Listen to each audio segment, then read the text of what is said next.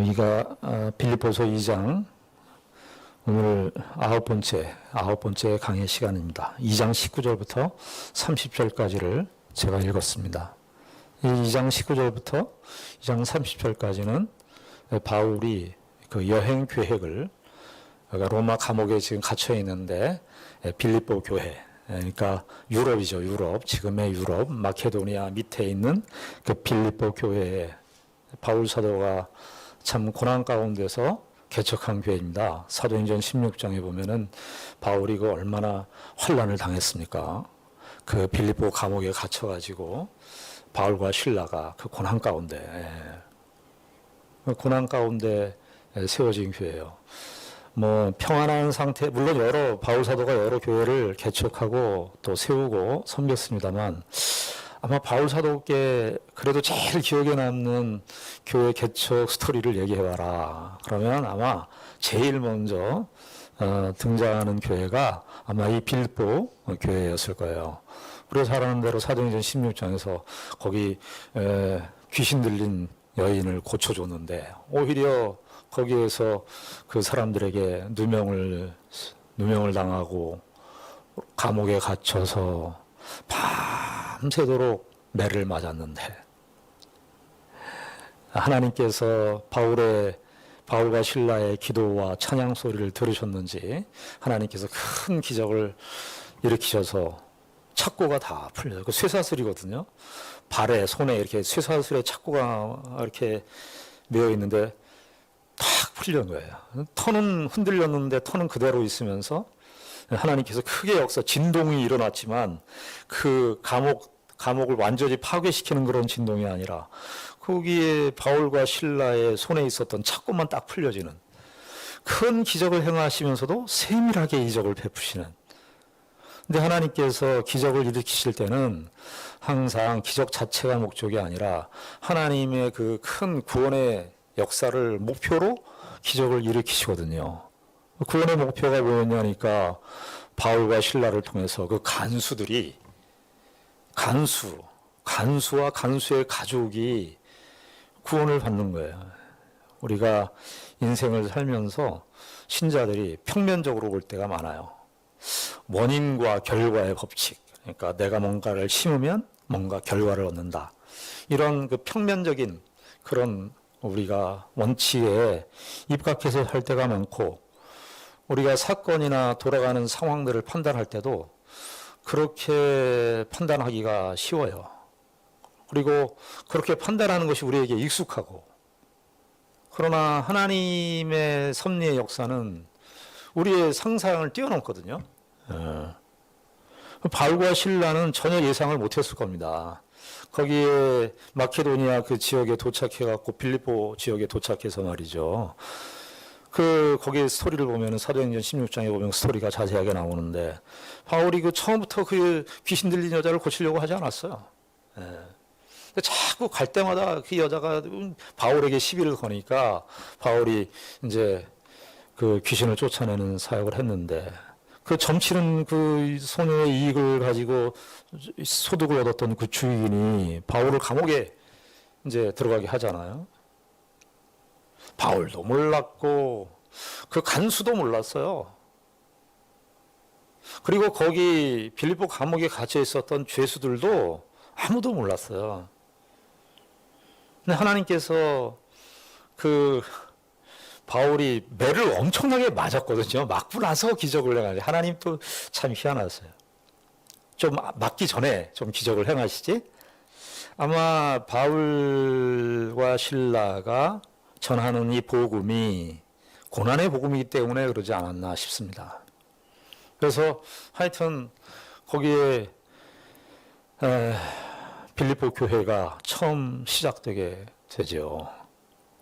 그래서 그 빌립보 교회가 그런 우여곡절 속에서 이 교회가 시작이 되었으니 바울이 지금 로마 감옥에 갇혀 있으면서 제일 생각나는 게 이 빌립보 교회고, 아마 빌립보 교회 성도들도 이 바울이 이런 고생 끝에 자기들에게 복음을 전해주고 교회를 세웠다는 사실을 그들도 알아서인지 다른 교회들은 다 많았는데 빌립보 교회만 유독 이제 에바브로디도도 나오지만 에바브로디도를 통해서 이렇게 로마 감옥까지요. 거기서 그러니까 지금 빌립보 지역에서 로마까지가 한 100길로 가면은 1,500km 정도 되는 거예요.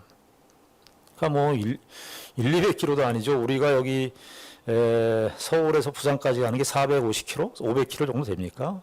그러니까 그거를 3번 왕복했다고 보십시오. 우린 차로 와서 뭐 한 4-5시간 걸리는데 그 뭐 도보로 가고 그 뭐 교통수단이 이렇게 원활하지 않았을 텐데 몇 번이나 왔다 갔는지 모르지만 하여튼 빌립보 교회 이 성도들이 바울을 감옥에 갇혀 있을 때 그 십시일반 해가지고 바울을 도왔던 거 아니겠습니까? 그러니까 바울이 뭐 여러 교회를 개척했지만은 이 빌립보 교회에 대한 이 애착이 바울에게 있었던 것으로 보입니다.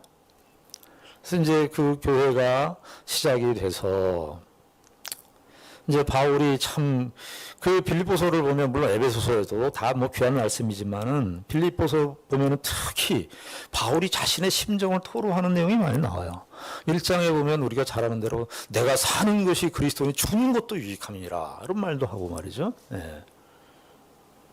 이제 3장에 가면은 내가 참 옛날에 이렇게 신뢰할 만한 것도 많았다. 내가 바리새인이요, 뭐 그 히브리인 중에 히브리인이요, 교회 열심으로는 교회를 핍박하는 제일 앞장선 사람이었다. 이런 자전적인 이야기도 해가면서 자기가 예수 그리스도를 만나기 위해서 변화된 그 이야기도 이렇게 하는 그런 내용들이 빌립보서에서 자주 나오는데. 오늘 이제 바울 사도가 2장에서는 자기의 여행 계획을 밝히는 거예요. 내가 빌립보 너희들 교회에 내가 얼마나 가고 싶은가. 감옥에 있지만 마음속에는 지금 로마 감옥에 갇혀 있지만은 빌립보 교회 그 사람들이 다 떠오르고 있을 거예요. 여기 이제 아마 그 당시 때 귀신 들린 점치던 소녀도 아마 예수를 믿었을 것으로 보이고 간수장 가족들도 예수를 믿었던 것으로 보이고 아마 추측한데 거기에 있었던 죄수들 중에서도 예수를 믿지 않았겠나 싶고요. 그리고 빌립보서 4장에 보면 유오디아와 순두계라고 하는 여성 집사들이 있었을 거예요. 그 집사들이 있었던 것을 보면 거기에 또 성도들이 또 그 이후에 전도를 통해서 교회가 형성되었을 것으로 보입니다. 그러니까 바울이 이제 이 여행 계획을 이렇게 이제 밝힙니다. 빌립보에 내가 가고 싶다. 그래서 2장 19절부터 30절까지 그 여행 계획을 밝히는 그 내용 속에서 두 사람을 첨가합니다. 두 사람을 소개합니다. 그 겉으로는 여행 계획인데 속으로는 지금 바울이 무슨 얘기를 하고 싶은 거냐 하면은 이 디모데라는 사람하고 에바브로디도라는 사람을 이야기하고 싶은 거예요. 왜냐하면은 지금 우리가 빌립보서 2장에서 우리 전에 있었던 내용이 뭐였죠? 너희 구원을 이루어 가라 그 얘기였죠. 너희 구원을 이루어 가라. 너희 구원을 이루어 가라가 그 교회 우리 개인 구원이라기보다는 교회 공동체 구원을 이루어 가라 하는 것이었어요. 그러니까 빌립보 교회가 조금 시간이 지나니까 교회 안에서 이렇게 다툼과 분쟁이 있었던 것으로 보입니다. 고린도 교회처럼 심하진 않았는데 빌립보 교회도 다 뭐 예수 믿고 하나님 나라의 백성이 되었지만 아직도 그 이방의 풍습에 젖어 있잖아요. 예수 믿기 이전의 그런 성품과 옛사람의 그런 모습들이 사실은 상존해 있는 것이 빌립보 교회뿐만이 아니라 모든 1세기 때 교회들이 다 안고 있었던 또 오늘날 우리 시대도 안고 있었던 교회에 늘 있는 실존적인 문제였습니다. 그런데 이제 바울 사도가 이렇게 보니까 너희들은 구원을 이루어 가는데 구원을 개인적인 측면 우리가 예수 믿고 중생에서 내가 혼자 성화되고 거룩해서 하나님 나라로 하는 이 개인적인 구원만 있는 것이 아니라 구원론에 관한 큰 중요한 내용을 말씀하는데 이게 뭐냐 하면은 너희가 함께 교회가 함께 구원을 이루어 가야 된다. 함께 공동체적 구원을 이루어 가야 된다. 너희들이 혼자 예수 잘 믿고 성숙하고 그런 게 구원의 다가 아니고 너희들이 함께 구원을, 공동체적 구원을 이루어가야 된다. 이것을 2장 12절서부터 18절까지 이야기를 하고 있는 거예요. 그러면서 사실은 그 전에 무슨 내용을 얘기했냐면, 이제 공동체적 구원을 이루어가는 데 있어서 성도들 개개인이 어떤 덕성이 중요하냐. 그럴 때 겸손의 덕성이 매우 중요하다. 겸손의 덕성. 이것은 겸손의 덕성은 우리가 겸손 말하지만 사실은 이 세상의 기원이 돼서 나오는 성품이 아니에요. 겸손, 우리가 겸손해야 된다 이런 말도 많이 쓰고 하지만 사실은 성경에서 겸손이라고 말할 때는 그 겸손은 우리의 자연적인 본성에서 기인되는 게 아니라고 말해요. 그래서 그 2장 12절에 너희들 공동체적 구원을 이루어 간다 하기 전에 무슨 내용을 얘기했냐면은 그리스도의 겸손을 얘기했어요. 겸손의 그 기원은 어디에 뿌리를 받고 있냐? 그리스도께서 하나님이신데 그는 근본 하나님의 본체이신데 하나님과 동등됨을 취할 것으로 여기지 아니하시고 자기를 비워 종의 형체를 가져 자기를 낮추시고 죽기까지 복종하셨으니 그 십자가의 죽으심이라. 그것이 예수 그리스도의 겸손이었어요. 예수 그리스도의 겸손. 예수 그리스도의 그러니까 겸손이라고 하는 것은 그리스도의 겸손이 기원이 되는 거예요. 그런데 그 그리스도의 겸손은 그저 내가 겸손하게 살아야지 겸손합시다가 아니라 자기 몸을 어디까지 하나님이신데 그 천상천하의 가장 지고의 높은 지경에 계신 그는 근본 하나님의 본체이신데 그 성부, 성자, 성령 그 삼위일체 하나님의 그 영원하신 그 관계 속에 있었던 그분께서 이 땅에 오셨을 뿐만 아니라 십자가에까지 자기를 낮추시고 혹시 겸손의 모델이시고 겸손의 기원이시고 그러니까 이제 빌립보 교회 성도들이여 너희들이 공동체적 구원을 이루어가는데 교회를 이루어가는 데 있어서 이 겸손의 덕성이 매우 소중한데 겸손의 이 덕성은 누구를 본받아야 되느냐? 그리스도를 본받아야 된다. 그리스도로부터 출발된다. 그래서 2장 5절부터 11절까지 겸손의 원형 되시는 그리스도를 이야기했어요. 자, 그리고 나서 이제 그리스도의 겸손을 이야기하고 그리고 그 막간에 12절부터 18절까지 이제 너희들 구원을 이루어 가라 그렇게 얘기하고 난 다음에 두 번째 모델을 제시하는 거예요. 지금 바울이 겉으로는 여행 계획을 이야기하지만 정말 겸손하게 주를 따르는 사람들이 있다. 예수 그리스도의 겸손 같지는 않지만 예수 그리스도의 겸손을 완벽하게 다 재현할 수 없지만 우리 중에 빌립보 교회 성도들이여 너희들도 알고 나도 알고 우리가 아는 사람들 중에 이 그리스도의 겸손을 실천하는 참 귀하고 아름다운 그 사람이 두 사람이 있다. 그게 누구냐? 24절까지가 디모데, 19절부터 24절까지가 디모데를 이야기하고 25절부터 30절까지는 누구를 얘기하느냐 하면 에바브로디도를 이야기하는 겁니다.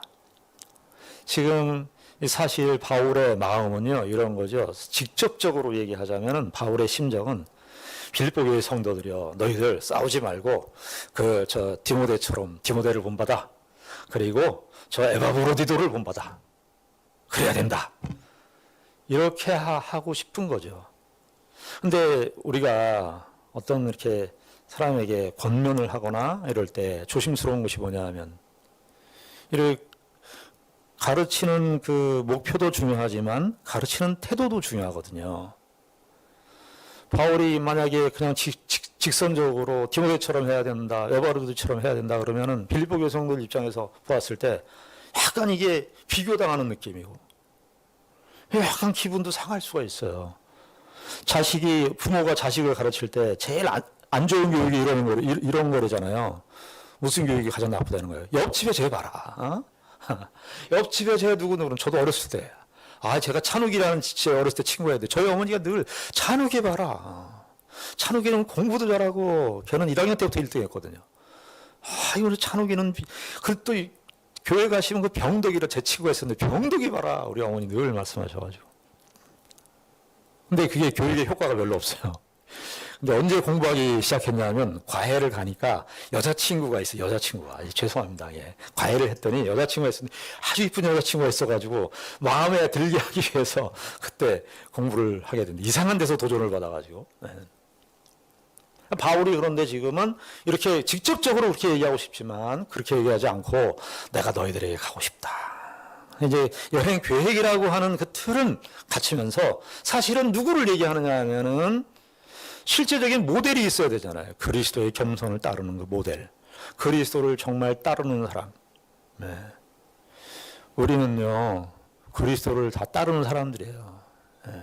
사실 저희도, 목사도 사실은 리더라는 생각이 많이 있는데 사실은 우리도 그리스도를 따라가는 거예요. 세상은 너무나 리더십 이런 것들이 너무 많아요. 그래서 자꾸 가르치려고 들고 근데 중요한 것은 팔로우십이에요. 팔로우십. 따라가. 여기 오늘 이제 바울이 내가 디모데를 속히 사실 디모데를 얘기할 필요가 없어요. 왜냐하면은 결국은 에바브로디도를 보내겠다는 거거든요. 4장 18절을 보시면 4장 18절을 보십시오. 4장 18절에 보시면 내게는 모든 것이 있고 또 풍부한지라 에바브로디도 편에 너희가 주는 것을 받음으로 내가 풍족하니 이는 받으실 만한 향기로운 재물이요 하나님을 기쁘시게 하는 것이라. 그러니까 에바브로디도 편을 지금 받은 거예요. 그래서 사실은 이 빌립보서는 에바브로디도 편을 통해서 보낼 거예요. 근데 사실은 19절부터 24절에 나오는 디모데는 얘기할 필요가 없는 겁니다. 그런데 바울이 지금 이 디모데들 또 얘기하고 싶은 거예요. 예. 디모데를 이야기하면서 사실은 빌립보 교회 성도들에게 너희들 빌립보 교회 성도들이여 너희들 예수 그리스도를 따르는 데 있어서 나도 바울 자신도 예수 그리스도를 따르는 사람이지만 정말 예수 그리스도를 신실하게 따르는 사람 너희들 디모데 알고 있지? 디모데 원래 내가 디모데를 보내려고 했다 이렇게 얘기하는 거야. 근데 디모데를 이야기하면서 20절에 이렇게 얘기합니다. 이는 뜻을 같이하여 너희 사정을 진실히 생각할 자가 이밖에 내게 없음이라. 사도 바울이 많은 그 디모데전서나 후서에 보면 사도 바울의 그러니까 1차, 2차, 3차 선교 여행하면서 얼마나 많은 그 성도들이 있었겠어요. 근데 바울이 가만히 보니까 바울의 그 교회에 대한 생각, 빌립보 교회에 대한 생각, 그리고 자신의 생각, 그것을 가장 잘 아는 그 사람이 이 디모데밖에 없었다. 이렇게 얘기하는 거예요. 우리가 이 말씀을 이렇게 적용할 수도 있어요. 1차적으로는 나는 내 주변에 이런 디모데 같은 사람이 있는가? 에바브로디도 같은 사람이 내 주변에 있는가? 이렇게 적용할 수 있겠지만은 그렇게 적용하는 것을 좀 넘어서서 내가 디모데 같은 사람이 돼야지. 어떤 사람이 정말 사정이 급한데 저 사람이 정말 사정이 공공하고 곤핍할 때 내가 저 사람에게 찾을 만한 사람이 되는가?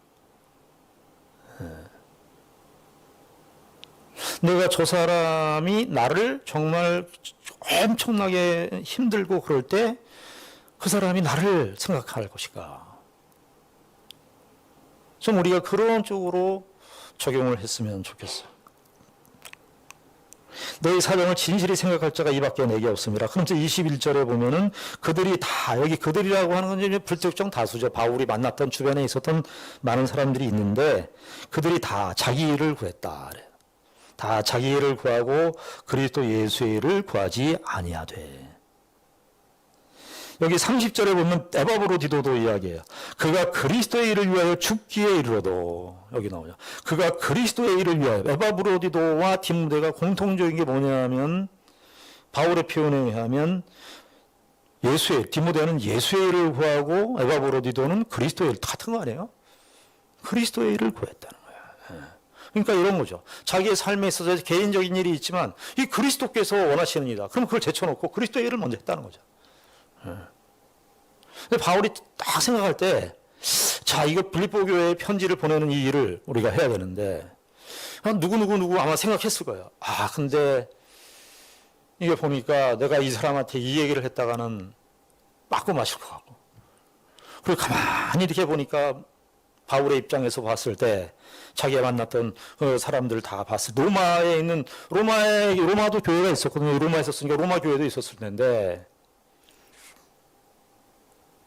다 이렇게 흐름을 보니까 다 자기 일만 하고 사는 거예요. 네. 다 자기 일을 추구하고 있고 결국은 다 자기의 삶을 살기 바쁜 거죠. 근데 바울이 딱 생각했을 때 정말 그리스도의 일을 생각하고 정말 예수의 일을 생각하는 사람이 누군가. 그때 떠오른 사람이 누구였냐? 디모데하고 에바브로디도였다 하는 것이죠.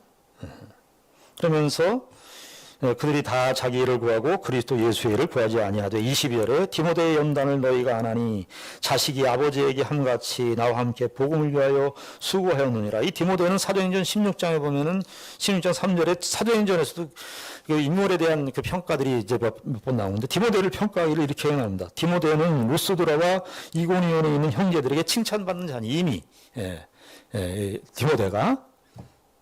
근데 여기 20절에 보면 디모데의 연단을 너희가 안 하니, 디모데의 연단이라는 말은 테스트하고 입증됐다는 거예요. 그러니까 디모데가 그 그리스도의 복음, 주의 일을 하는 데 있어서 정말 교회의 사역을 하는 데 있어서 하나님 나라의 일을 하는 데 있어서 이 사람은 참 검증된 사람이다. 요즘식으로 말하면. 이 뭐 아무 하자가 없다. 이 사람은. 다 인정받았다. 이런 뜻이에요. 연단은 너희들도 안다. 빌보교 성들 너희들도 아는데 자식이 아버지에게 함같이 나와 함께 복음을 위하여 수고하느니라. 여기 수고하느니라는 것은 약한 번역이고요.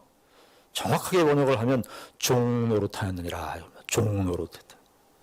왜 여기서 종노릇했다 이 말은 우리가 빌립보서 2장 7절에 보면 예수 그리스도의 겸손을 이야기할 때 여기 2장 7절에 보면 오히려 자기를 비워 종의 형체를, 예수님이 종의 형체를 가졌다 그럴 때 이게 명사로 둘렀어요.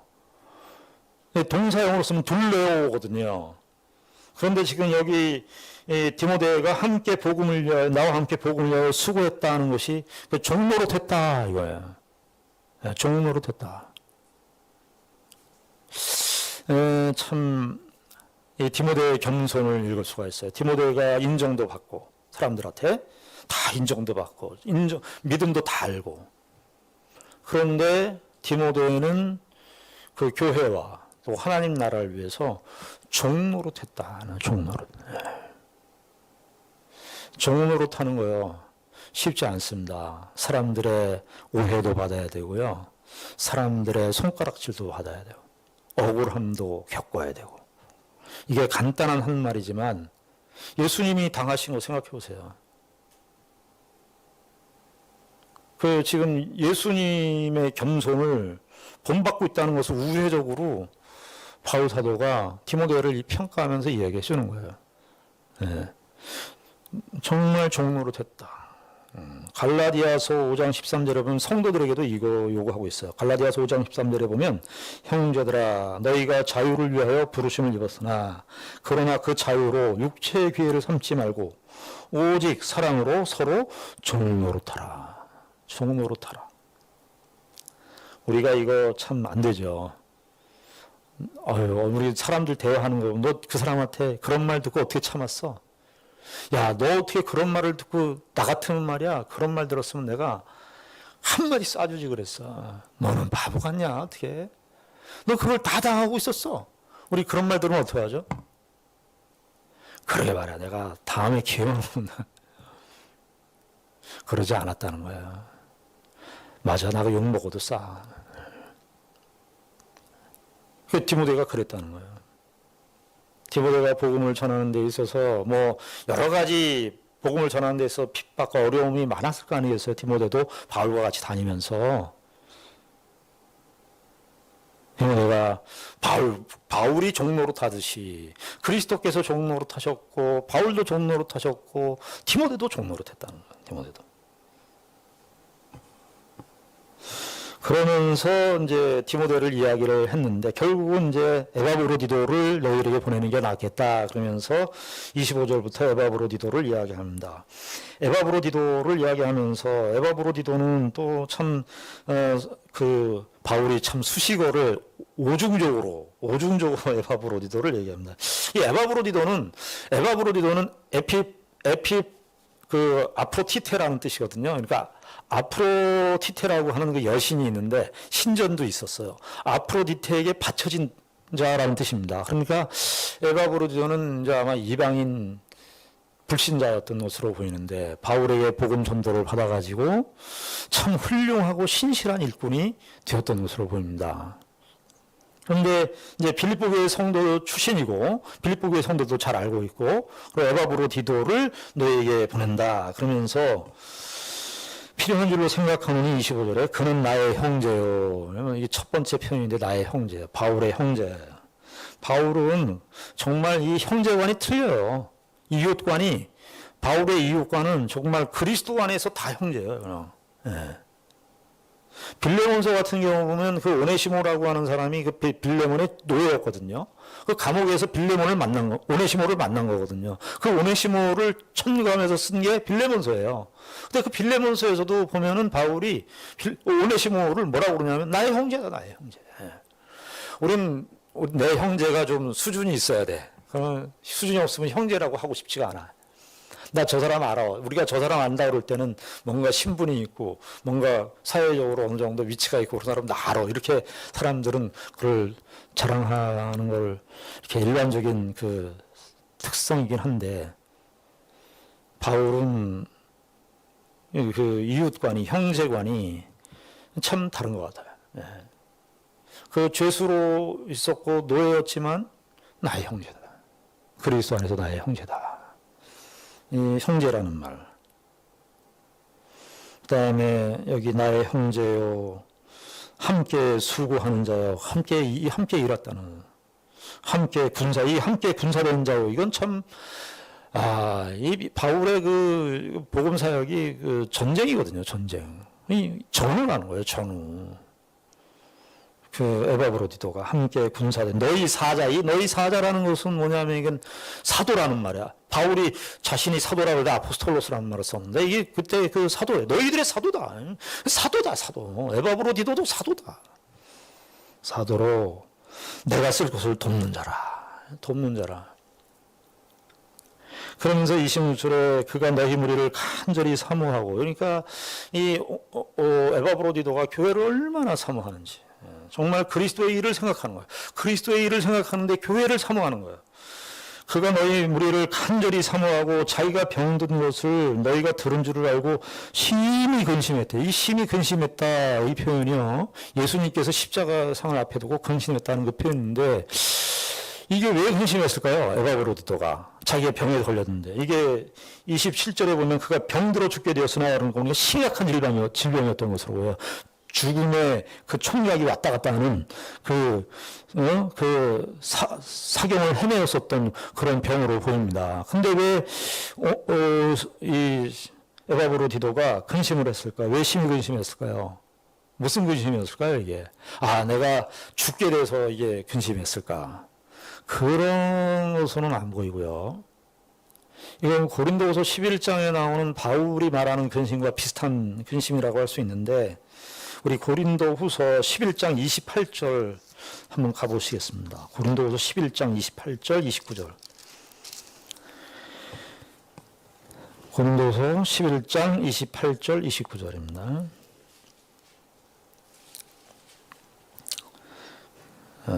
제가 읽겠습니다. 이 외의 일은 고사하고 아직도 날마다 내 속에 눌리는 일이 있으니 곧 모든 교회를 위하여 염려하는 것이라. 누가 약하면 내가 약하지 아니하면 누가 실족하게 되면 내가 애타지 아니하더냐. 이게 뭐냐 하면 이제 바울이 11장에서 자기의 고난을 이야기해요. 내가 3번 태장에 맞고 여러 번 죽을 위협을 겪고 이렇게 이제 고난을 당했는데 고린도 교회가 무슨 시험에 걸려 있었냐면 소위 쉽게 말하면 예수 믿으면 다 복 받는다예요. 예수 믿으면 다 잘 된다거든요. 긍정의 복음. 예수 그리스도 믿으면 다 잘 된다. 근데 지금 바울이 고린도 교회에게 그 사도직을 시험받았던 시험받았던 이유가 뭐냐면 하나는 바울이 고난을 많이 당한다 이거였어요. 근데 오히려 바울은 피하지 않습니다. 자기가 여러 번 고난을 당하고 여러 번 죽을 위험을 겪고 이 고난의 카탈로그, 고난 목록이라고 그러는데 그 고난 목록을 쭉 이야기해요. 그러면서 자기가 교회에 대한 염려가 있다는 거예요. 그 염려라는 게 뭐냐면 내가 이 고난받는 것이 고린도 교회 너희들에게 너희들 예수 그리스도를 믿으면 모든 것이 잘 된다라고 생각하고 있는데 내가 고난받는 것이 너희들에게 시험이 될까 봐 내가 걱정된다는 거예요. 너희들의 믿음이 흔들릴까 봐 걱정된다. 내가 말하는 복음은 그 복음이 아닌데 근데 바울이 이걸 피하질 않아요. 내가 말하는 복음은 그리스도의 고난의 복음이고 고난의 복음. 오히려 고난을 통해서 그 그리스도의 복음의 그 진수가 드러나게 되어 있는 것이 복음의 진정한 성격인데 이 고린도 교회가 그것을 알지 못하고 오히려 시험을 받을 것 같으니까 바울이 그걸 염려하는 거예요. 지금 에바브로디도가 염려하는 것 역시 근심하는 것 역시 동일한 맥락의 근심이라고 할 수 있겠습니다. 내가 지금 병에 걸렸는데 빌립보 교회 성도들이 야 저렇게 에바브로디도가 저렇게 그리스도를 위해서 수고하고 노력한 사람이 저렇게 병에 걸려서 죽었으면 우리가 예수 그리스도를 믿는다는 것이 뭔가 빌립보 교회 성도들도 믿음이 이렇게 아직 이렇게 성숙한 단계에 있지 않은 상태거든요. 그러니까 에바브로디도가 그거를 근심했다는 거예요. 자기가 병에 걸려서 죽게 되었다는 것이 근심한 게 아니라 내 이 사정이 저들이 빌립보 교회 성도들의 믿음이 아직도 연약한데 우리들도 이 시험에 걸릴 수 있어요. 야, 누가 저렇게 신실하게 신앙생활 하는데 고난이 하나님 살아계시는 거 맞나?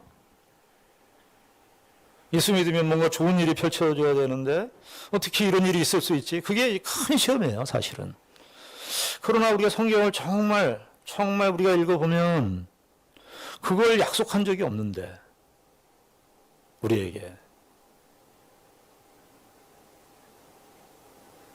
예수님의 겸손 자체가 그리스도의 이 고난을 필수적으로 겪는 것이 복음의 가장 기초라고 할 수 있겠는데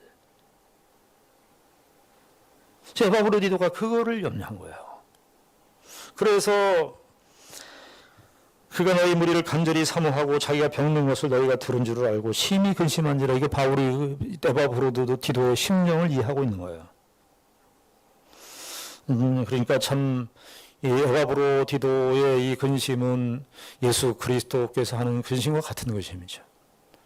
바울이 교회에 가졌던 그 근심과 같은 근심이고 에바브로디도가 그저 교회의 믿음이 흔들리지 않도록 하는 그 근심도 같은 근심이에요.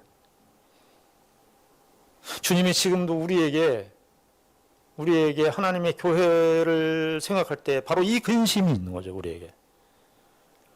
우리는 뭐 이런저런 일로도 흔들려 버려요. 근데 고난이 올 때가 제일 시험이 흔들릴 때예요. 근데 27절에 보니까 그가 병들어 죽게 되었으나 하나님이 그를 긍휼히 여기셨고 그뿐 아니라 또 나를 긍휼히 여기사 내 근심 위에 근심을 면하게 하셨느니라. 근데 참 바울이 말이죠. 이럴 때 이렇게 빌립보 교회 성도들에게 정말 저 같았으면 야, 여기서 수식을 많이 할 것 같아요. 야, 너희들 봐. 에바브로디도가 이렇게 주의 일에 헌신하고 열심을 냈더니 주의 종을 돕는 일에 열심을 했더니 이렇게 하나님께서 에바브로디도를 살려줬어. 야, 우리가 감옥에서 기도 열심히 했더니 에바브로디도랑 나랑 합심 기도했더니 여기서 수식할 게 얼마나 많아요. 우리 한국 교회 이런 거 많이 수식했어요, 그동안에. 예. 야, 이거 뭐, 야, 에바브로디도 하고 나하고 40일 금식해갖고 말이지. 살려달라고 하나님 살려주세요 해갖고, 야, 하나님이 우리에게 진짜 살아났어. 기적, 할렐루야. 막, 거기에 교회가 막 엄청나게 생겼을 텐데. 바울은 그저 하나님께서 우리를 긍휼히 여기셨다. 이렇게 얘기해요. 저는 이 말씀이 참 소중하다 생각해요. 우리의 기도도 우리가 생각할 수 있어야 돼요. 우리가 기도할 때도 우리의 물론 현실적인 문제를 가지고 하나님 이거 도와주십시오. 이거 도와주십시오. 이것도 해결해 주십시오. 이렇게 하지만 그것이 우리가 기도할 때 가져 나가야 되는 가장 근원적인 자세겠냐. 가장 근원적 자세는 내가 어떻게 해달라고 하는 것보다 하나님 저를 불쌍히 여겨주십시오. 하나님 불쌍히 긍휼히 여겨주십시오. 하나님께 주권을 맡기는 거예요. 물론 내가 원하고 바라는 소원이 있지만 내가 바라고 원하는 소원이 있지만 그러나 그것보다 더 먼저 하나님의 긍휼하심을 하나님께서 긍휼히 여겨주시옵소서. 하나님 우리 교회를 긍휼히 여겨주시옵소서. 하나님 저를 긍휼히 여겨주시옵소서. 바울이 뭐 길게 수식을 하나님이 그를 긍휼히 여기셨고 그뿐 아니라 나를 긍휼히 여기셨다. 내 근심 위에 근심을 면하게 하셨느니라. 그러니까 내 근심이라고 하는 것은 이 에바브로디도가 이렇게 되면 어떻게 되나 이렇게 근심이고 그 또 다른 근심은 빌립보 교회 너희들이 흔들리는 그 근심까지도 이걸 해결해 주셨다. 하나님께서. 우리가 이 바울 사도의 이 디모데하고 이 에바브로디도를 권면하는 것을 통해서 그 공동체적 구원을 이루어가는 데 있어서 우리가 어떤 자로 살아야 되는가? 우리가 어떤 신앙의 자세를 가져야 될 것인가? 이런 디모데와 또 바울 그리고 이 에바브로디도 이런 사람들과 같이 그리스도의 일을 생각하고 그리스도 예수의 일로 우리의 인생과 삶에 있어서 그것을 우리의 가치로 삼고 나의 일보다 그리스도의 일을 더 추구하고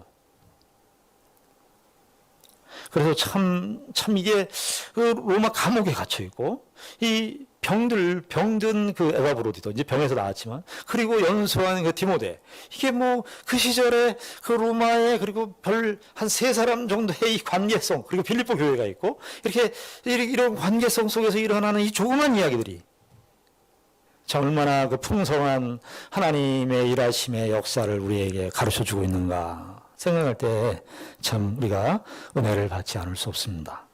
우리가 이 말씀의 교훈을 생각하고 하나님께서 우리에게 허락하신 이 복된 은혜를 서로 나누고 살아가는 우리 모두가 되기를 바랍니다. 기도하겠습니다. 하나님 아버지 은혜를 감사합니다. 바울이 디모데를 천구하고 에바브로디도를 추천하였는데 참 우리 모두가 다 에바브로디도 같이 디모데처럼 그리스도의 일을 위하여 겸손히 주를 따르는 신실한 하나님의 사람들 되게 하여 주시옵소서. 나의 일보다 그리스도의 일을 더 앞세우고 나의 일보다 이웃의 유익을 위해서 더 수고하고 애쓰는 그래서 우리의 진정한 신자의 삶의 가치를 확인하는 우리의 삶이 될 수 있도록 인도하여 주시옵소서. 예수님 이름으로 기도드리옵나이다. 아멘.